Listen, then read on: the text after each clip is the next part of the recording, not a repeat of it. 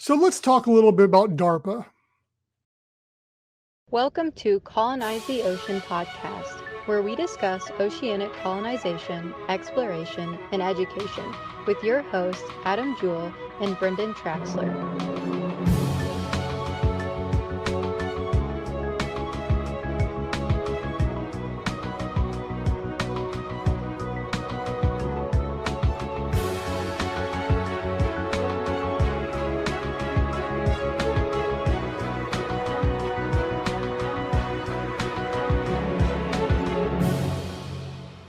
So I don't know how many people are familiar with DARPA and who's not, but DARPA, it's a government organization. Basically, it's advanced. It's an acronym for like Defense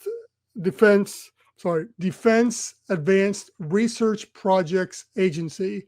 And basically, what they do is it's really like they're kind of known for some really outlandish stuff out there. It's like if UFOs were created by the government, they're probably one of the ones that had something involved with it.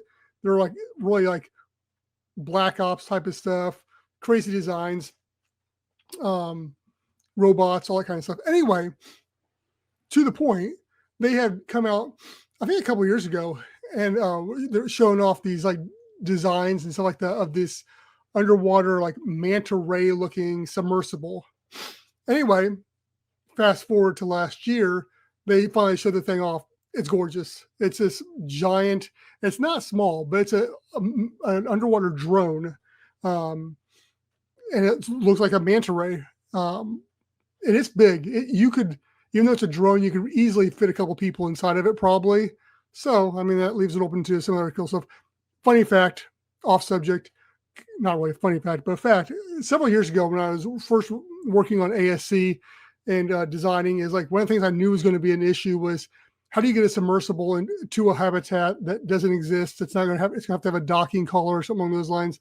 So I got thinking about other submersibles, and one of the ones I thought would be cool to make would be a submersible designed around the idea of a manta. And I've got several different drawings and ideas for how that would work, propulsion, all that kind of stuff. So it's cool to see an actual organization, company, whatever it is, come around and actually build one. Anyway, the point of all this is, not trying to get off track here, but is that they developed this drone for the, who knows what the real purpose is, but obviously it's a defense purpose to be able to go out there and look at foreign entities and be able to do that, because it's got a small sonar signature as well. And plus it just looks like other life out there in the water and stuff too. So from a visual standpoint, it looks kind of organic, small sonar footprint. But what comes up, the problem is how do you fuel, charge, etc. Something along those lines. Obviously, if nuclear reactors were got small enough where they could put one inside one of these things, that'd be the way to go. But currently, that's not what they're doing with. So they have to right now bring it back to shore, recharge it, and send it back out. One article I was reading was talking about, well, what if you had charging stations all over, underwater, where they could go and get charged up, which then got me thinking, hey, what a better use for an underwater habitat on top of everything else would be to be a underwater gas station per se, would be a charging station for these autonomous underwater drones. Some of them, can generate their own either through solar by going close to the surface, or by, just the motion can generate electricity and stuff like that. But either way, if there was these locations all around that, first off, as we have talked about before, had huge battery banks inside have energy stored, possibly even generating their own energy from the water around them, or hydrogen by stripping it from the water, then you would have these charging stations. So this is something that's just recently come up in the last year, and now they're talking about it, and it's another avenue where underwater habitats could definitely come into play. It solves multiple issues. First of all, you get them big enough, they can, if there's an issue with the drone itself, possibly repair it right there, or diagnose it, or download the data. Because a lot of these, especially if they're more of like an espionage type of thing, or going into waters that they're probably not supposed to be in. They're going to have to dump this information. They can't go to the surface, so they have to kind of come back into international waters or friendly waters before they can charge or dump data. So if you could do that, what a better avenue for an underwater habitat.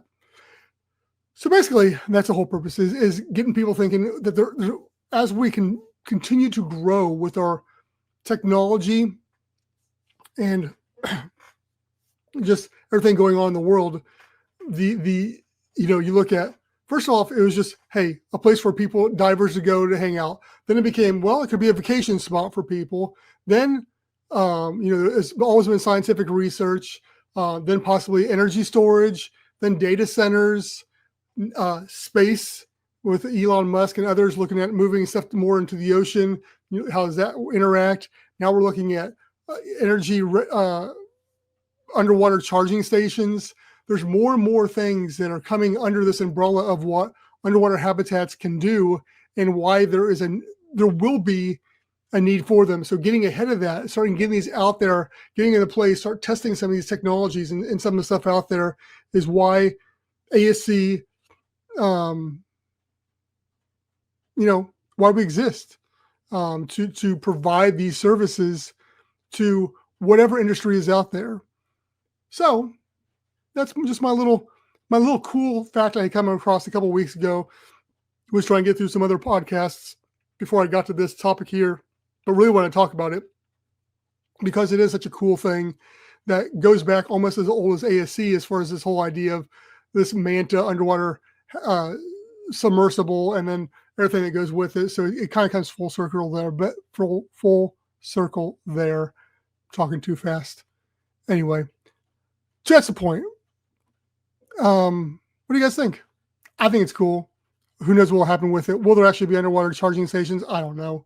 I'm sure they'll figure something out. They'll slap some solar panels, some high density ones. They'll generate electricity by just drag through the oceans. They'll figure something out, I'm sure. But that's just because DARPA, they have U.S. government military money to it. There's all these other AUVs out there that may not have that functionality, where maybe this is an area that underwater habitats could jump on and provide a service. I'd be curious to see what everybody out there thinks. Regardless, thank you guys for listening, for watching, wherever you're consuming this. Hope you have a great day, and we'll talk to you later.